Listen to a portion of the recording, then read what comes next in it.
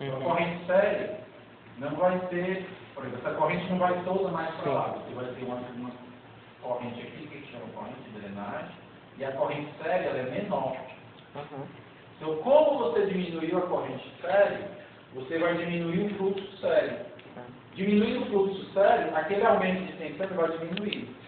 Então, por exemplo, é muito comum os fabricantes fazer o hipercomposto. Porque aí ele fazendo o hipercomposto, se eu botar um resistor de drenagem, eu consigo transformar ele nos de baixo. Mas eu não consigo o contrário. Eu não consigo do hipercomposto subir, eu só consigo descer. Então, se ele me fizer o fabricante um hipercomposto, eu obtenho os outros. Se ele fizer um composto normal, eu consigo obter um hipocomposto. Mas se ele fizer um hipocomposto, não tem o que fazer, vai ser sempre hipocomposto. Tá? Então é muito comum eles fazerem esse aqui. E aí você bota o resistor de drenagem e consegue obter os outros. Tá? Aí isso é só pelo número de enrolamento. Número de espiras. Depende do que o fabricante fez aí. Aqui, por exemplo, esse aqui tem 2 espiras, né? Se ele puser mais espira, quer dizer que eu vou conseguir um fluxo maior, né? Você lembra que o fluxo ele depende do número de espiras, né? É só aumentar o número de espiras do campo sério, é um dado construtivo. Né? Deixa eu botar lá nos resultados.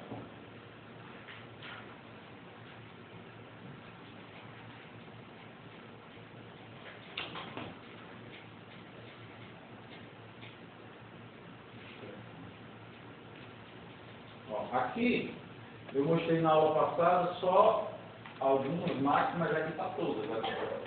Então aqui, ó, a aula passada eu mostrei para vocês. E aquela máquina nossa lá, montada com uma excitação independente. Então, eu comecei em todos aqui com volta de 100 volts, ó, com volta de 104 volts. 104. Então, ó, o excitação independente, você bota a carga, ele começa a cair. Mas a excitação independente eu preciso de uma fonte externa. No shunt, eu não preciso de uma fonte externa, mas ele cai mais. Atenção. Então, o que eu posso fazer? Opa, como é que eu compenso essa queda de tensão? Posso botar um enrolamento sério, se a máquina tiver. Então, olha aqui ele como composto cumulativo. Ó. A tensão foi subir, ó. Aqui é composto cumulativo. Ó. Então, ou seja, lá eu tenho, por exemplo, a tensão aqui no composto cumulativo. Ó. Eu comecei em 104, terminei ela em 105. Ó. Tá? Então ele deu uma subidinha na tensão à medida que eu botava a carga. Então aqui ele está como um hipercomposto. Se eu quisesse transformar ele nos outros, era só botar um resistor de drenagem, aí eu podia descer essa tensão aqui, que está um composto normal ou um hipocomposto. Tá? Então eu consigo lá, ou seja, a máquina aqui eu não preciso de uma fonte externa.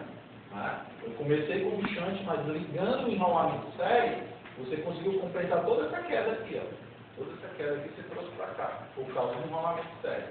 Agora, se você inverter o enrolamento sério, pode ela ter um composto diferencial, a queda também. Tá? O KI aqui, por exemplo, ela tem um diferencial, comecei em 104, ela caiu para 25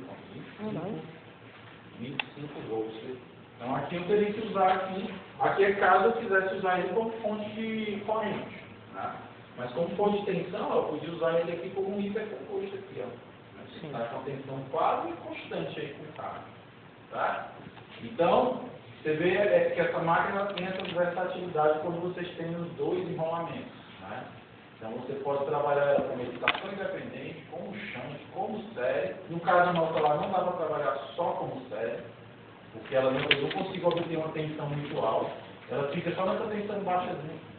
Eu não consigo aumentar mais a tensão lá naquela máquina nossa lá.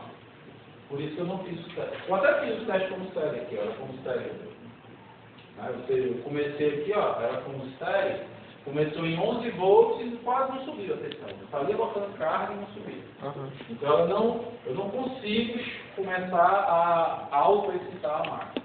Então ela não foi feita para trabalhar só como gerador série, ela foi feita para trabalhar como composto. Como série só complementando o shunt. Né? Então aí é a versatilidade da máquina. Se você tem os 2 enrolamentos, você tem várias opções de conexão e trabalhar elas de forma diferente. Tá? Mas como eu disse, não se usa mais tanto hoje em dia como gerador, porque a gente tem essas opções eletrônicas mais eficientes.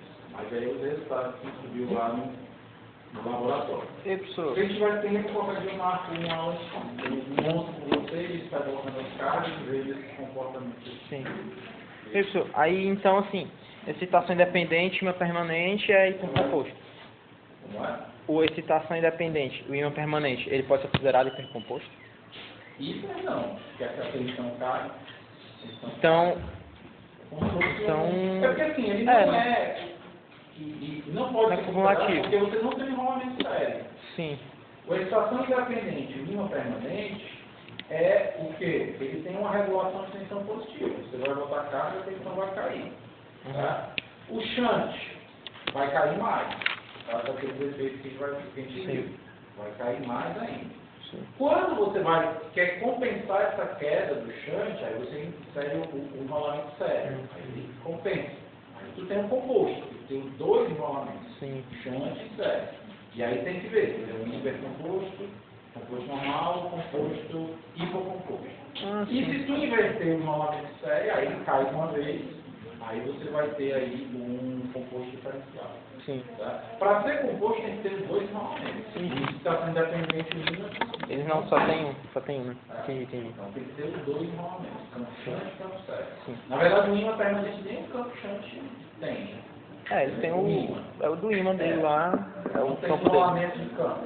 É. Esses compostos tem dois enrolamentos de campo. Campo sério e campo shunt. Tá? Certo. Deixa eu ver aqui. Ó, tá aqui esses gráficos que eu coloquei. Isso aqui eu copiei do livro, mas nem do livro isso aqui tá errado, porque ele fez a curvatura desse jeito. Aí o certo é aquela curvatura aqui. Tá? Mas o importante é que o hipercomposto, a tensão plena carga é maior que a vazio, o composto normal, a tensão plena carga é igual a vazio, o composto, plena carga menor que a vazio. Mas o hipocomposto, a plena carga é menor que a vazio, mas ela é maior do que se você tivesse o shunt. A tensão plena carga ela é menor que no hipocomposto. E no hipocomposto já lá no cérebro tem uma subidinha na tensão. E aqui é o composto diferencial. Mas a tensão cai no ok, aí eles explicando aí, mais ou menos, tá? Eu coloquei um outro gráfico aqui.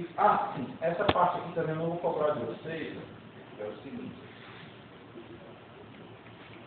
Essa aqui, a partir desse slide aqui, 18, 19, o 20. Pronto, 18, 19, 20. E aí acaba que as questões também é assim. O que é isso aqui, 18, 19, 20? É um cálculo para determinar esse resistor de drenagem aqui, ó. Tá? O valor desse resistor de drenagem. Só que assim, não vale muito a pena a gente fazer esse cálculo, e para esse cálculo você precisa de dados que normalmente a gente não tem na prática. Como o quê? Como, por exemplo, número de espiras de enrolamento sério, você não vai ter essa informação. Sim. Né? E outras aqui que ele precisa. Então, não vale a pena a gente usar esse cálculo. Então, como é que a gente normalmente determina esse resistor de drenagem? Você bota um reostato, vai variando até obter a tensão que você quer. Aí, quando você obtém a tensão que você quer, você mede o valor do resistor. É muito mais fácil, muito mais prático. Então, por esse cálculo aí, você precisava dessas informações que normalmente a gente não tem. Tá? Então, desconsidere esses slides aqui, né, o 18, 19, 20. Tá? Que ele fala desse cálculo aqui do resistor de drenagem.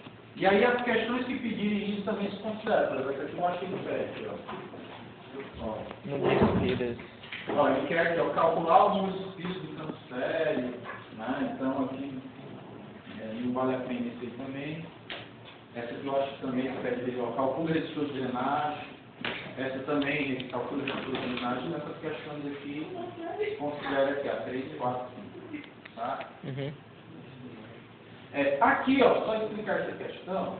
Vocês viram que aqui eu desenhei, tendo como referência a tensão. Eu vou ter aqui a tensão a vazio, né? Tensão a vazio. Tensão a vazio. Tá? Então você vê que tudo eu parti aqui da tensão a vazio. Só que tem livros que fazem, ao invés de partir da tensão a vazio, eles querem chegar na tensão nominal. Aqui é a corrente